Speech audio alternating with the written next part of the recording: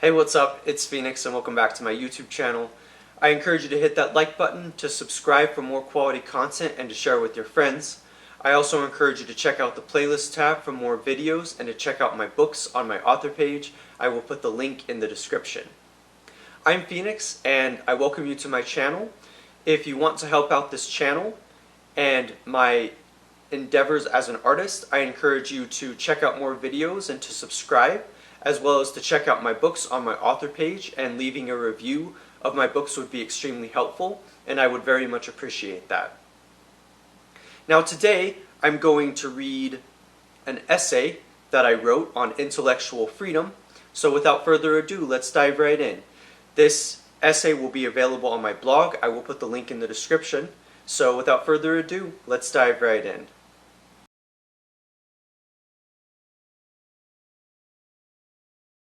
Intellectual freedom. I struggle with notions of obligation and coercion, especially when it comes to our intellectual freedoms. I defend certain Enlightenment and American notions of freedom of speech, freedom of thought, freedom of the press, and freedom to act. I think it is important that we are able to think freely about issues plaguing us in the world, and we are able to come to our own conclusions, even if they are flawed. We need to be able to come to our own conclusions regarding the issues in the world, but I feel as though it is often easy to offload our view in order to integrate with the collective. When I am talking about intellectual freedom, however, I am not talking about a dismissal of virtues such as cooperation, compassion, agreeableness, and goodwill. I am not saying that we think and do whatever we want, and that we don't care about the consequences of what we do and what we say. Certainly, I think people take these Enlightenment and American views to mean such things, but that is not the way that it is for me. The views are not arrogantly self-righteous. A deep humility and skepticism must be part of this view of these freedoms. For me, rather, it is a flight from doctrine and indoctrination. I don't want to fall for dogmatic views. I don't want to be told what to think about issues where I may have a different opinion. I don't want someone with bad faith telling me what to do. I think it is important that we facilitate, foster, and cultivate our individual and intellectual consciousness, our own awareness, so that way we can really decide what is going on in the world and what we must do as a consequence. This is not easy to do, of course, and certainly there are many obstacles and challenges to being able to do so.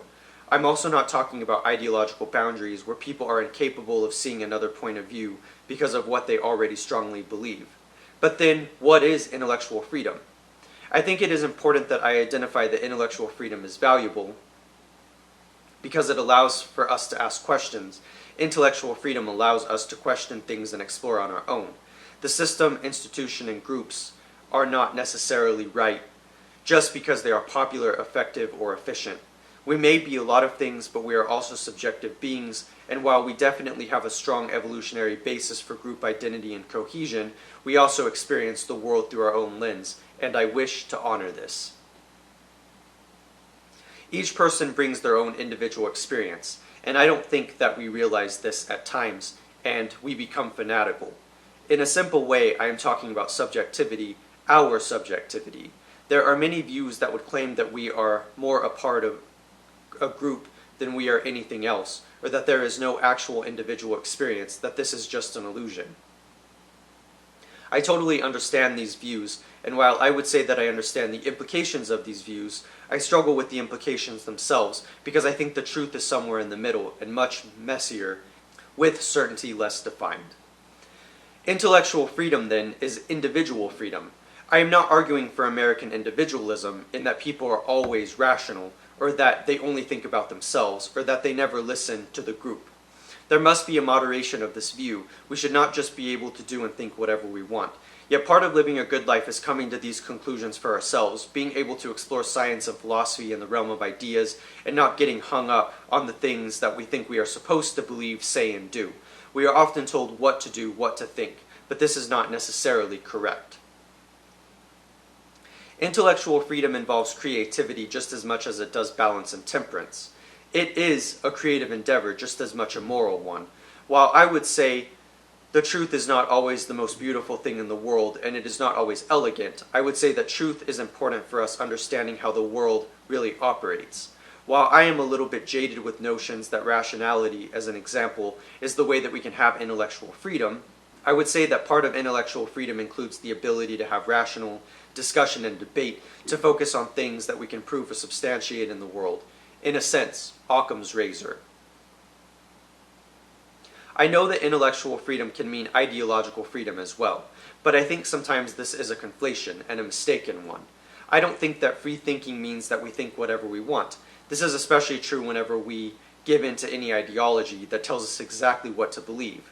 One of the biggest mistakes with intellectual work is that we assume the conclusion, we beg the question, and by that I mean that we only look for evidence that supports our views, confirmation bias, and we look for evidence that confirms what we already believe at the outset.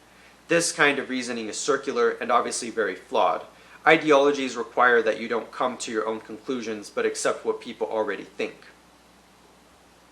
So this is really the hard part of trying to live with integrity. You don't want to reject worldviews and different points of view, but you always want to have your own point of view. You don't want to be antagonistic to the group, but you also want to accept that your experiences don't fit into any neat category. You want to stand up to injustice, but you also want to be kind with the way that you approach others. You want to vote for a certain candidate while still holding your own views. You want to be able to say what you think, even if it is unpopular. But intellectual freedom is not an easy thing to facilitate. And it is because intellectual freedom is at odds with expediency and our culture of the now. It seems that it is much easier to just say and believe certain things that we are told. Certainly we weren't evolved to understand the truth, or at least a large percentage of the truth. We evolved for as much efficiency as humans could possibly have. Sometimes it may in fact be better not to know the truth. I think this is true in some ways. Assuming that we can have integrity, however, intellectual freedom, in my estimation, is very important. It is important that we are able to explore and expand our point of view, contributing to the knowledge of the world, and come to conclusions that satisfy us. Intellectual freedom, then, can make the world a better place because it can shine a light on areas where truth is not immediately apparent. In other words, when I am exploring a topic, I want to be able to explore that topic in an abstract sense. I don't want to be told what to believe about that topic, and I don't want to be told what I should believe in general. I want to be free to learn for myself. The reason why I advocate for such a specific version of intellectual freedom is because I think that it is really important that people are able to ask questions and question dogma, long-held assumptions, and even common sense views. It is very easy to manipulate someone to believe a certain thing. It is very easy to even coerce or force a person to believe certain things. And I think that this is a very big problem. Believing what you're told does not guarantee truth, nor does it guarantee originality. It seems to me that the biggest problem is that people are not really living if they are just told what to believe, who to vote for, and what to say and believe. In that way, they are not thinking for themselves and experiencing their own world. I don't know how to emphasize this view and point, except to just say that even though group identity is important, we should still be able to understand our own points of view, and we should have the freedom to articulate that in as much good faith as possible. The way that I see the world, it is one of frequent ideological battles. You don't believe these things, so you must be wrong. Your point of view is leading to the destruction of the world, or less dramatically, your view is stupid and uninteresting. However we look at these things, we are constantly being bombarded with the way that we are supposed to believe and think about things. We can definitely trust collective wisdom, and I think that is part of the process of intellectual freedom, but we also have to understand why we personally come to these conclusions. Otherwise it's useless. If we don't understand how we came to the conclusions that we did, we are doomed to just repeat what we're told without even knowing why. The values that I'm advocating for are a little bit idealistic. In the real world, we have to make decisions constantly, and we have to be actors on the world stage. They are not always efficient for getting things done, and they can have the downside of being ineffective. Certainly not everybody cares about truth, so if you're speaking what you believe to be true, it doesn't mean that people will connect with that. Maybe I am biased by Enlightenment thinking or wanting to think for myself and be original and honest, but I legitimately believe that it is very important that we have this ability. I would say that we have a responsibility to get to the truth and to get there honestly and with integrity. So do what you can, learn what you can, and contribute what you are able. Life is certainly not an easy or cut and dry thing, as we know. And it is really hard to think in a pure fashion, to allow yourself to come to a natural conclusion. We are certainly pressured to come to certain conclusions, and we ourselves don't always know what we actually believe. So long as we continue to explore the world and the universe around us, I believe we will be okay.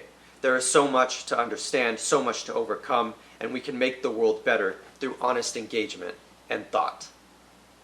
I hope that you enjoyed that essay, and I definitely encourage you to check out my other videos. There will be much more to come, so definitely keep a lookout, and be sure to check out this essay on my blog.